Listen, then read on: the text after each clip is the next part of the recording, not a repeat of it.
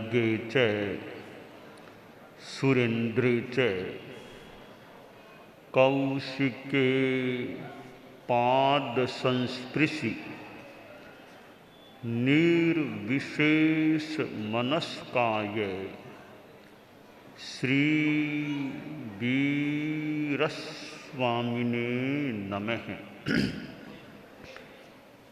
आरहत वाङ्मय में कहा गया है, को होय माणोय अणिगहीया मायाय लोभोय पवड्ढमाना चत्तारि ए कशिणा कषाया सिंचन्ति मूला इम पुनर्भवस्य। धार्मिक जगत में या दार्शनिक जगत में आत्मवाद एक थ्योरी है, सिद्धांत है। जैन दर्शन में आत्मा पर काफी वर्णन प्राप्त होता है। आत्मा शाश्वत है। हम सब की आत्माएं हमेशा थी, है और हमेशा रहेंगी।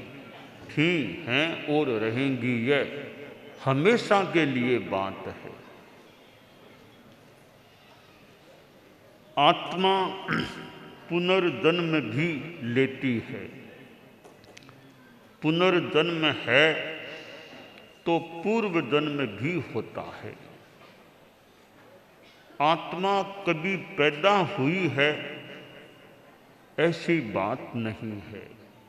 कोई कहे करोड़ों अरबों वर्षों पहले ये आत्माएं पैदा हुई थी, तो उसे पूछना चाहिए करोड़ों अरबों वर्षों पहले यह दुनिया किस प्रकार की थी। तो जैनिज्म का बड़ा यह अच्छा सिद्धांत लग रहा है कि आत्माएं कभी पैदा नहीं हुई। अनादि अनंत, कोई आदि नहीं कि अमुक समय आत्माएं पैदा हुई। जीव सदा थे, हैं और सदा रहेंगे। आस्तिक विचारधारा में पुनर्जन्म को मान्यता प्राप्त है। नास्तिक विचारधारा में भले पुनर्जन्म को न भी माना जाए, न भी माना गया हो। एक प्रश्न पैदा यह होता है कि हम पिछले जन्म में क्या थे हमें याद तो है नहीं, फिर कैसे मान लें कि हम पिछले जन्म में कहीं थे, हमें याद ही नहीं है, कैसे मान लें। तो मेरा वापिस कहना है कि याद नहीं है इसलिए नहीं मानते। तो यह बताइए, जब आप 2 दिन के बच्चे थे वो आपको याद है क्या? मैं 2 दिन का बच्चा था, 2.5 दिन का बच्चा हुआ, 3 दिन, वो सब आपको याद है क्या? वो भी याद नहीं है। और याद तो यहाँ तक कि 7 दिन पहले लंच में क्या खाया था तो भी याद रहे न रहे। तो याद नहीं है इसलिए वो घटना नहीं है, यह कोई एक संगतिपूर्ण बात संभवतः नहीं होती। जब इस जन्म की भी बातें याद नहीं है तो पिछले जन्म की बातें तो और भी दूर की हो गई। एक बीच में नया जीवन आ गया है, एक पटाक्षेप सा हो गया है। क्योंकि जायमानस्य जंग दुखम मरमानस्य वापुणो तेन दुखेण सम्मूढ़ो जायिम सरई णप्पणो। मृत्यु होती है फिर आगे जन्म होता है। ये दो ऐसी स्थितियां हैं मानो कि वो पर्दा आ जाता है। जब मृत्यु होती है तब वो जो जीवन बीता उस पर पर्दा आ गया, फिर आगे जन्म, फिर एक पर्दा आ गया, दो पर्दे आ गए। दो पर्दों के पार को देखना जानना मुश्किल तो हो सकता है। इसलिए याद नहीं है, इसलिए पूर्व जन्म नहीं हो सकता, यह सिद्धांत कैसे बन सकता है? लगता है नहीं बन सकता। किंतु कोई कोई मनुष्य ऐसे भी होते हैं उनका वह पर्दा उठ जाता है। दोनों पर्दा उठ गया तो पिछला जन्म उनको दिखने भी लग सकता है। मान लो कोई ये कमरा है, दरवाज़ा बंद है तो अंदर क्या दिखाई नहीं देता, दरवाज़ा खुल जाए तो सामने वाली चीज़ें दिख सकती है। इसी प्रकार हमारी वो विस्मृति का पर्दा हटता है तो जाति स्मृति ज्ञान हो सकता है। अब एक बात है कि यह पुनर्जन्म होता है, वह किस कारण से होता है? आत्मा पुनर्जन्म क्यों लेती है? इस विषय में आगम में कहा गया है कि कसाय, हमारा गुस्सा, कोह, मान, अहंकार, ये कंट्रोल में नहीं है। माया, लोभ प्रवर्धमान हैं। ये चार कसाय, कोह, मान, माया, लोभ, ये हमारे पुनर्जन्म की जड़ों को सिंचन देने वाले हैं। आगे से आगे सिंचन मिलता है, पुनर्जन्म होता रहता है। और कई भव्य आत्माएं साधना के द्वारा इन जड़ों को उखाड़ देते हैं और वे मोक्ष को प्राप्त हो जाते हैं। तो कोई आदमी कहे कि भाई मैं तो पुनर्जन्म को नहीं मानता, तो हमारा परामर्श है मान करके चलना चाहिए। भी हो सकता है पुनर्जन्म या है, ये मान करके जीवन जीना चाहिए। पुनर्जन्म के साथ कर्मवाद का सिद्धांत भी जुड़ा हुआ है। जहाँ एक ओर आत्मवाद है तो वहीं साथ में यह कर्मवाद भी जुड़ा हुआ है कि आत्मा और कर्म है तब यह पुनर्जन्म की बात होती है।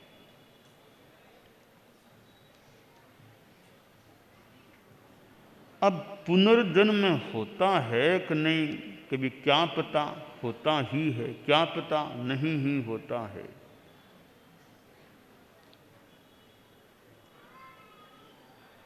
तो कोई यह कहे पुनर्जन्म होता ही नहीं है। हमारे कई संत लोग हैं, कोई कहे कि पुनर्जन्म को तो कैसे, हालांकि ये तो साधु लोग हैं, इनके तो कहना भी मुश्किल है कि पुनर्जन्म नहीं हो सकता।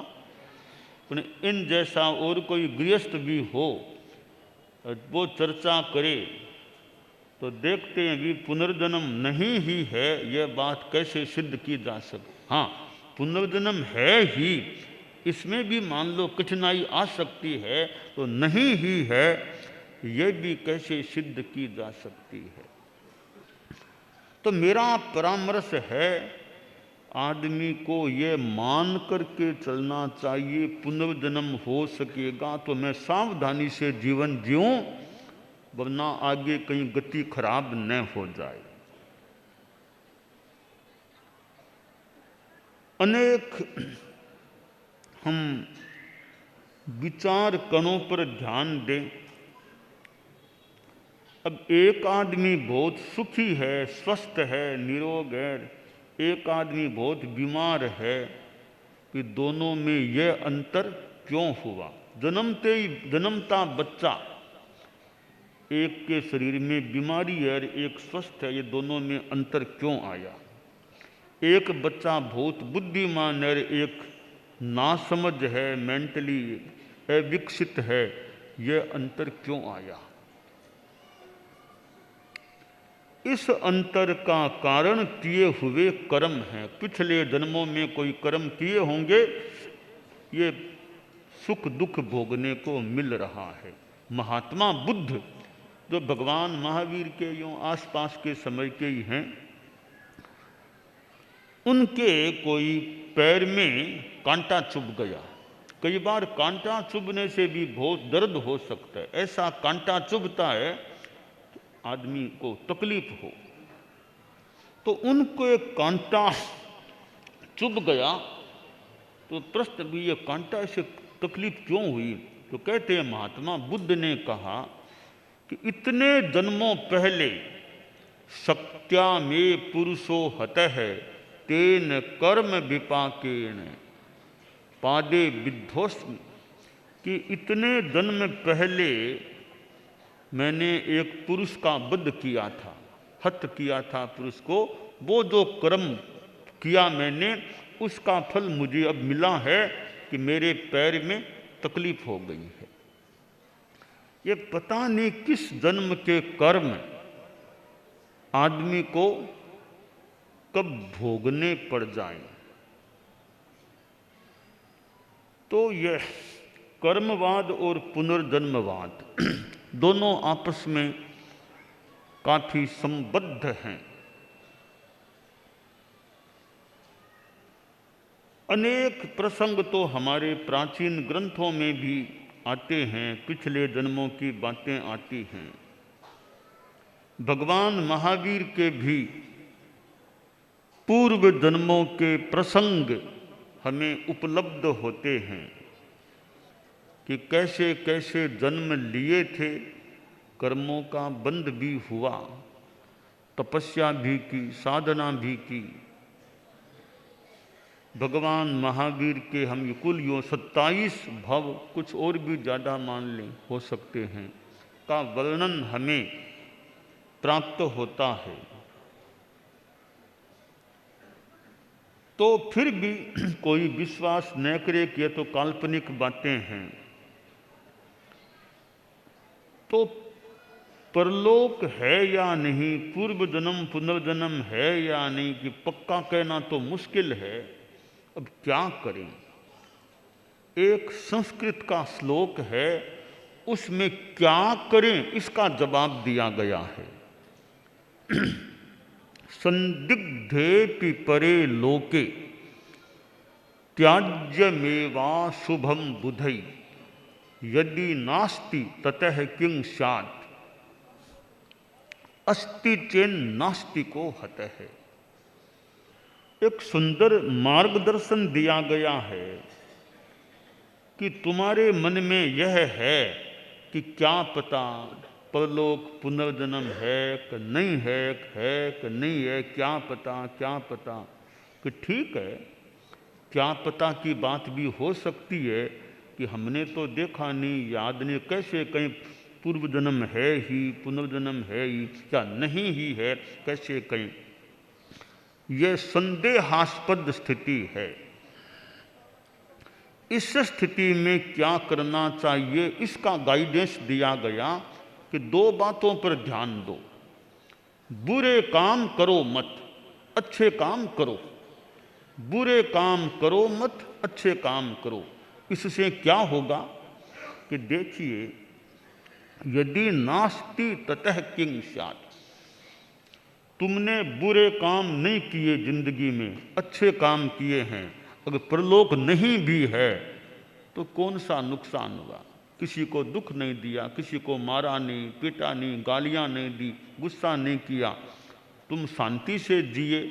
परलोक नहीं भी है, तुमने बुरे काम नहीं किए, किसी का कल्याण किया, अच्छा किया, तो तुम्हें आत्मसंतोष करना भी मैंने जिंदगी में अच्छे काम किए, बुरे काम नहीं किए।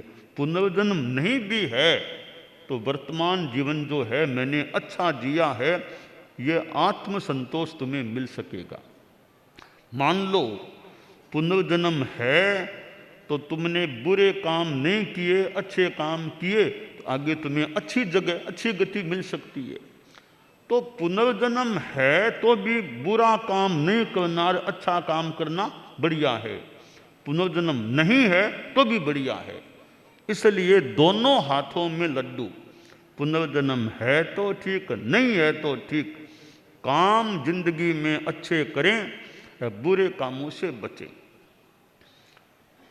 कि राम का नाम भी, रामचंद्र जी जैसे महापुरुष के, मैं तो राम का नाम नहीं लेता, नहीं लेना चाहता, कि मत रटो राम का नाम भले ही, कि आपकी इच्छा नहीं है राम की, भगवान की, नमो अरंताणम का करने की, मत, इसका ऐसे शुरुआत, तुम पुण्य कार्य मत करो भले ही, किंतु करो मत पाप, पुण्य के फल को पालोगे। तुम पुण्य कार्य मत करो भले ही, किंतु करो मत पाप, पुण्य के फल को पालोगे। मत रटो राम का नाम भले ही, मत रटो राम का नाम भले ही, किंतु करो शुभ काम, राम के बल को पालोगे। तो कभी मैं तो जप नवकार मंत्र में मेरी कोई रुचि नहीं, ठीक है, नहीं है तो कम से कम शुभ काम तो करो, अच्छे काम करते रहो, इससे भी तुम्हें अच्छा लाभ मिल सकेगा। कि पुण्य, कि मैं तो पुण्य पुण्य मानता नहीं, मैं तो कोई पुण्य नहीं मानता, नहीं मानते हो ना, तो कम से कम बुरे काम, पाप के काम मत करो। लूट पाट, हिंसा, लड़ाई झगड़ा, पाप के काम मत करो, इतना सा कर लो, ये ध्यान दो, पाप मत करो, तो फिर भी तुम्हारी आत्मा को कुछ अच्छा मिल सकेगा या ठीक रह सकोगे। तो जीवन जो हमें प्राप्त है, मानव जीवन महत्वपूर्ण जीवन है, इसमें बढ़िया काम करो, शुभ काम करो, धर्म के रास्ते पर चलो। धर्मम कुरुस्व, धर्मम कुरुस्व, धर्म करो, धर्म करो, पर पीड़ा मत करो, पर हित सरिस धर्म नहीं भाई, पर पीड़ा सम नहीं अधमाई। पर हित के समान कहते हैं धर्म नहीं, पर पीड़ा, दूसरों को दुख देने के समान पाप नहीं। अष्टादश पुराणेषु व्यासस्य वचनद्वयम् परोपकारः पुण्याय पापाय पर पीड़नम। भी 18 पुराणों की बात बताएगी। परोपकार करना, पर कल्याण करना, आध्यात्मिक भला करना, यह पुण्य का कार्य है। और किसी को पर दूसरे को पीड़ा पहुंचाना पाप का कार्य है। कि दुख देना दूसरों को पाप है, किसी का कल्याण आध्यात्मिक करना वो एक अच्छा काम है, पुण्य कार्य है। तो किसी का भला न भी कर सकें तो बुरा तो न करें,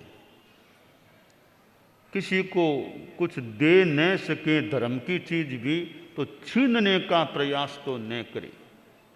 तो 50% भी बुरा नहीं करना, तो 50% हम ठीक हो गए, और अच्छा करेंगे तो और ज़्यादा हमें लाभ मिल सकेगा। पुनर्जन्म का सिद्धांत जैन दर्शन में तो बहुत ही कुछ विस्तार के साथ वर्णित हुआ है। कितने नियम हैं पुनर्जन्म के, कौन सा जीव कौन सी गति में जा सकता है, साधु कहाँ तक जा सकता है, श्रावक कहाँ जा सकता है, अभव्य जीव कहाँ तक जा सकता है, आदि अनेक अनेक नियम बातें हमें आगमों में ग्रंथों में मिलती हैं। तो यह मेरी बात का सारांश है कि पुनर्जन्म का सिद्धांत वर्णित है, फिर भी उस पर विश्वास पूरा न हो तो अच्छे रास्ते पर चलो, सन्मार्ग पर चलो, बुरे कामों से बचो, यह हमारी आत्मा के लिए हितकर हो सकेगा।